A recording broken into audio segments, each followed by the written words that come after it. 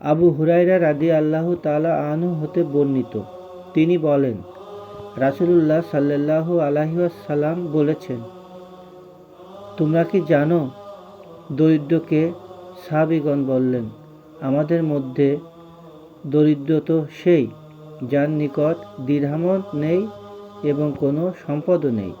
তখন রাসূলুল্লাহ সাল্লাল্লাহু আলাইহি ওয়াসাল্লাম বললেন, আমার উম্মতের মধ্যে দরিদ্র হলো সেই ব্যক্তি যে কিয়ামতের দিন সালাত, রোজা এবং যাকাত নিয়ে আসবে, কিন্তু সে কাউকে গালি দিয়েছে, কারোর উপর মিথ্যা অপবাদ দিয়েছে, কারো সম্পদ অন্যায়ভাবে ভক্ষণ করেছে, কারো রক্তপাত ঘটিয়েছে এবং কাউকে প্রহার করেছে।